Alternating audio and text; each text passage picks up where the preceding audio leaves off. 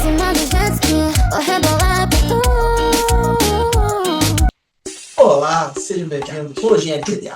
Aqui você tem o baile funk tocando tamborzão. O tamborzão tá rolando e as minas vão descendo até o chão, até o chão.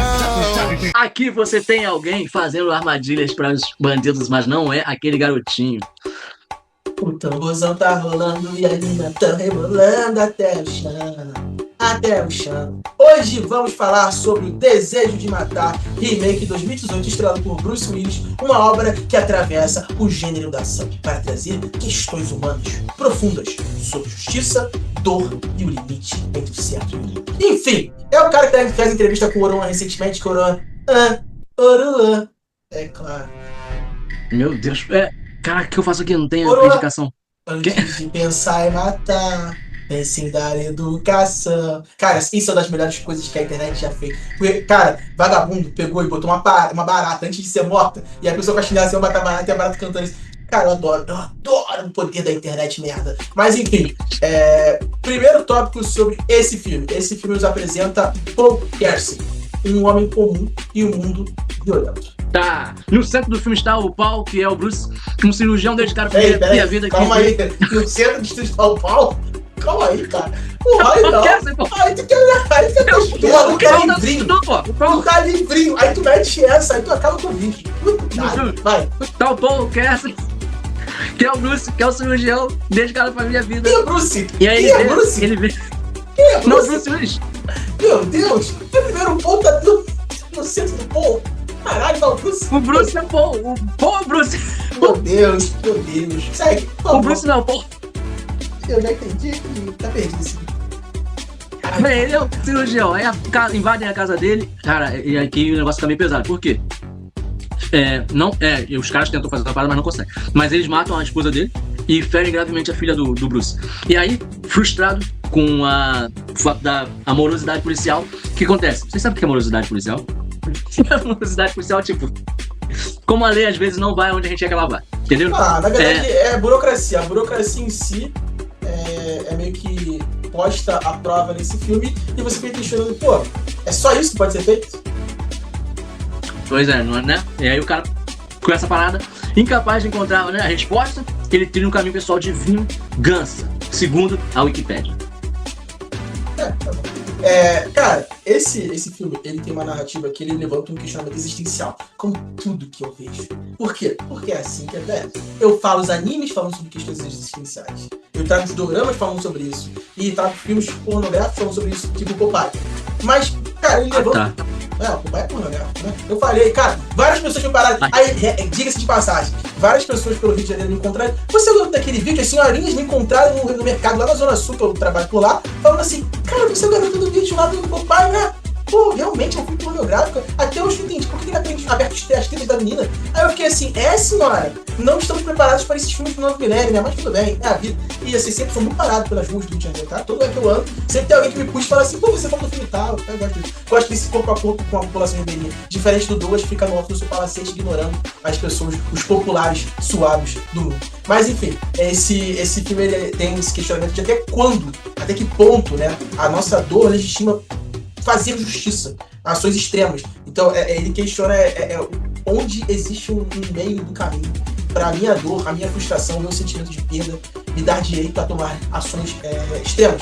E aí a gente pode falar no âmbito geral, né, das nossas vidas, né? A lei, ela fala em proteger em muitos momentos, ou em punir. Como a gente vê, o indivíduo tem o direito de fazer justiça com as próprias mãos. Isso é um grande questionamento que a gente fica o tempo todo pensando. A gente coloca na nossa sociedade atual, essa constituição de 2018, que é uma criação ilusória, teoricamente não existe, mas a gente pergunta, vários bandidos foram soltos por conta desses movimentos de saidinha, de Natal e tal, com crimes hediondos. Hoje em dia, e aí não estou julgando elas, porque elas foram punidas, mas Suzana von Stock ganhou visibilidade com isso, a Matsunaga ganhou visibilidade com isso, os irmãos Cravinho, tanto que agora com a série do Tremembé, eles ganharam mais visibilidade para as pessoas.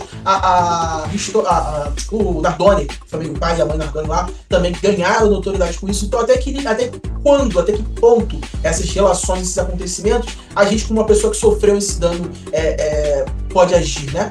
E aí esse filme fala exatamente sobre essa questão e o Paul como ele lida, como ele não lida com o luto e com toda a frustração de ter uma situação tão pesada na família dele, onde a polícia não pode fazer nada porque ela não tem ferramentas ou mecanismos que sejam mais incisivos na busca desses vilões, desses assassinos, né? Eu gostei que você falou.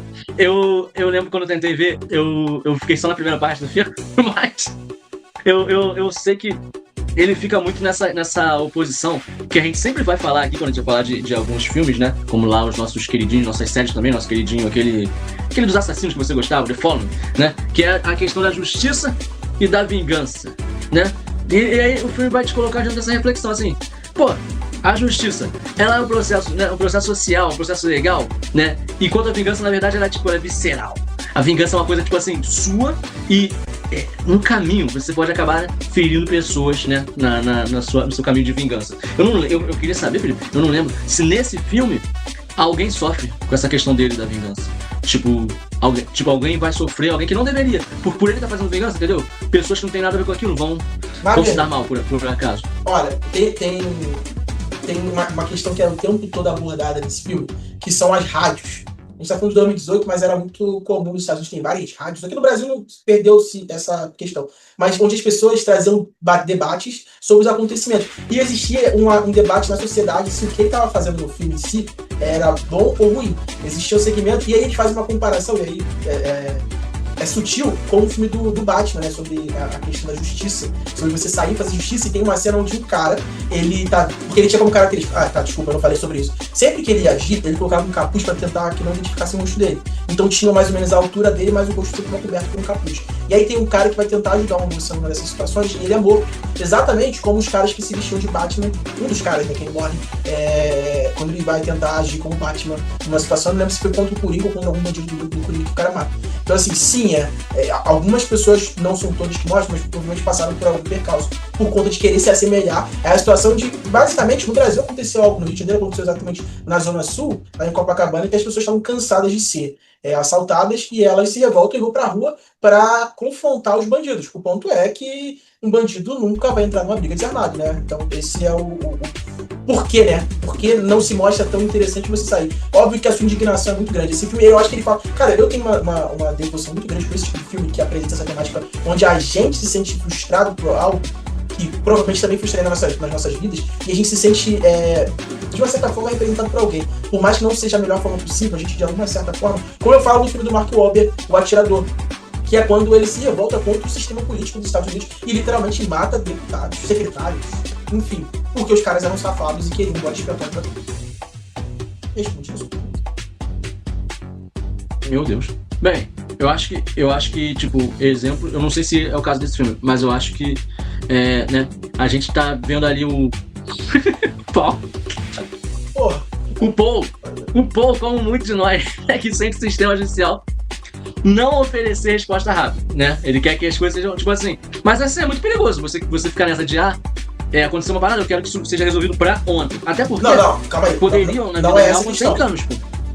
Não é essa questão em si de resolver as coisas por conta do tempo. Não. É porque o poder público, ele não toma atitudes. Tipo assim, eles não priorizam, por exemplo, o fato do assalto na casa deles. Eles não buscam câmeras, eles não pegam pessoas. Eles não têm nenhum caminho do fato que aconteceu. E aí você pode... A primeira cena que o Poe age por vontade própria, tipo, ele tá indignado, ele tá revoltado, ele quer fazer alguma coisa. Ele quer comprar uma arma. Nos Estados Unidos, a porte de arma é muito mais facilitado do que no Brasil. No período do governo passado, a gente tem uma facilitação, só que assim, existem séries de encargos que tornam toda essa máquina ser muito mais cara para quem quer ter uma arma em casa, quem quer comprar bala, tudo isso é muito mais difícil no Brasil. A gente até fez um plebiscito há muitos anos atrás sobre a questão do porte de arma. Enfim, o que eu quero falar é o seguinte, o Poe, ele compra, e a primeira cena que ele já tá treinando um tiro, ele vê um assalto em um carro, e sabe aquele negócio de, caraca, eu tô cansado de ver isso acontecer? É exatamente o que acontece, ele aponta a arma, por acaso ele atira a esma, assim, não é a esma, mas ele acerta o motorista do carro, só que ele meio que se machuca também, né? Então a menina filmando, e ele vai atrás dos caras, e aí fica todo o redevo do negócio, aqui. Chega lá, e a menina sai do carro, tipo, a menina tava sendo sequestrada. Ela sai do carro meio atordoada, ele fala pra ela, vai embora, foge daqui, ele vai atrás do bandido e mata o bandido. Só que assim, pelo ardor do momento, tudo passa, mas é bem pesado, né? O cara acabou de cometer um crime com algo que ele não tá relacionado. Tudo bem que a gente fica indignado toda vez que a gente vê na televisão, essas coisas de assalto, que é muito comum no Rio de Janeiro, muito comum em outros estados, no mundo todo, a gente fica muito indignado, a gente se sente muito desprotegido. E realmente é essa tônica que carrega as pessoas. E aí a gente tem alguns momentos, né, isso tem se tornado comum, de pessoas tomando atitudes desmedidas. O problema todo dessa atitude desmedida é que ela vem com outros fatos, né? Não dá só pra você ignorar tudo que pode acontecer. A partir do momento que você vai partir pra cima de um ladrão armado, você tem que estar ciente de que você pode ser alvejado. Você pode estar ciente de que numa briga, por acaso, um disparo involuntário pode ser também outra pessoa. Então, a questão toda social é sobre isso. As pessoas perguntando e questionando se realmente valia a pena esse homem das sombras, esse homem que matava os bandidos, a sociedade aceitava, porque todo mundo tinha medo. E é um conceito que é muito parecido com o conceito de Death Note, né? O Light, ele imaginava um mundo melhor, só que ele era o juiz, ele era o júri, e ele sentenciava, e acabou.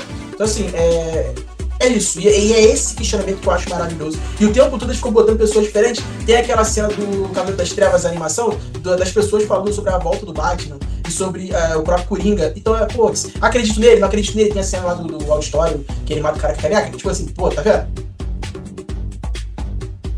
Aí, deixa eu fazer uma ponderação aqui, porque a gente tem pouco tempo para esse vídeo. No Brasil, a violência é historicamente alta, certo? O país registrou dezenas de milhares de homicídios por ano, embora com uma queda recente nos números absolutos. Em 2024, o Brasil chegou a cerca de 38.700 homicídios. Uma redução em relação a anos anteriores, mas ainda são índices muito altos. A gente está falando de quase 40 mil pessoas mortas por homicídio. É algo que leva Por que eu trouxe esses dados, né? Eu acho válido a gente só pontuar, porque a nossa realidade não está muito longe dos Estados Unidos. A diferença é que os Estados Unidos qualquer idiota tem uma arma. E assim, eu não tô questionando o porte de arma. Eu só acho que as pessoas são despreparadas. Ponto. Se é uma pessoa que entende do que tá usando, qual o peso daquilo dali, ela tá mais preparada. Hoje em dia, as pessoas brigam por qualquer situação. Uma situação de trânsito ridícula é motivo pra você pegar uma arma e atirar na cabeça das pessoas. Então, é por isso que eu questiono só o uso de armas. Eu acho que as pessoas não são preparadas pra isso. Intelectualmente, eu acho que todo mundo é muito burro e não consegue separar as situações. Nossa, duas coisas que eu acho que o público não esperava era que a gente ia chegar nessa escala tão social com esse vídeo, porque eu pensei que a gente ia falar de um cara bigodudo atirando as pessoas com uma Magnum gigante, e aí... Nada disso. Eu acho maravilhoso. E aí você quer falar do Paul fazendo essas paradas. Olha, tu questionamento que vale pra qualquer um. E aí, fica aquela dúvida, pô, será que vale a pena? Será que não vale a pena? E eu acho isso maravilhoso, essa possibilidade de você conversar sobre uma temática difícil, pesada, um filme. Tudo bem que ele é americano, né? Arma é vírgula, né? Tipo assim, você encontra arma nos Estados Unidos como se você pede acerola pelo Rio de Janeiro. Então, tem uns filmes que falam disso, né, de um jeito mais interessante até, tipo, sei lá. Mas, enfim, né? Ele pode ser interessante? Né? Pera aí, você quer tomar um tiro? É isso que você tá querendo? Sim. Você acabou de falar que esse filme. Você acabou de falar na minha cara depois de fazer uma dissertação de apresentação de TCC. Você falar que tem filme mais interessante que esse. Tem. Você tem vergonha na sua cara. Você tem vergonha. Tem. Aquele filme do Kevin Bacon, ele é um desejo de matar melhor que o desejo de matar remake do desejo de matar. Que filme do Kevin Bacon? Que mata o filho dele. Ele Qual é o nome do filme? Eu não lembro. Vai para La Casa de Fuego. Porque você não sabe nem você não tem envergadura moral. Você sabe o nome do filme do Kevin Bacon. Kevin Bacon e falar sobre filmes que você não sabe nem o nome. Você sabe o então nome do filme. Então sua insignificância e segure sua língua mal fechada. Enfim. O filme do Kevin Bacon, caramba, ele mostra mais realidade. Eu acho que esse filme tem mais um senso de ironia. Porque o próprio Bruce Willis vira um criminoso e ninguém vai pegar ele também. Por causa da morosidade do sistema. Vai pegar ele sim. Exatamente, o sistema pega ele. O sistema pega ele. E eu te dei spoiler na sua cara. Exatamente. Pô, mas mano, tu mandou o final do filme. Não mandei o final do filme. Tem um bagulho por trás. Tem do filme do Kevin Bacon, caramba, porque tu sabe. Eu não quero saber de porra de Kevin Bacon, não. O filme pode ser visto apenas é um filme melhor pra falar sobre vingança. A gente vai voltar, Satoru Gojo e o menino lá? Vamos voltar? O menino lá? Vamos vencer de novo. Claro, seus argumentos são frascos. O filme pode ser visto apenas como um thriller de ação, mas sua força está em confrontar os espectadores com dilemas que muitos prefeririam evitar, como alguém que não sabe os nomes dos filmes, como a dor, a impotência, e não é a que o Douglas está pensando, e a busca por sentido em um mundo onde as leis perecem, ou parecem, que vão falhar às vezes. Faltar em proteger os mais fracos. E mais, esse arco de transformação não é apenas cinematográfico. Ele reflete sentimentos reais que afetam milhares de brasileiros. diante da violência urbana e da constante busca por justiça. Então todo mundo tem que se vestir de Batman e sair pelas ruas lutando pelos salvos. Não, mentira, não faça isso. Não precisamos de Bruce Wayne pela cima. Precisamos de pessoas ricas para ajudar os mais pobres. E educação. Educação é a chave de tudo. Boa noite, Rio. Tchau, Brasil.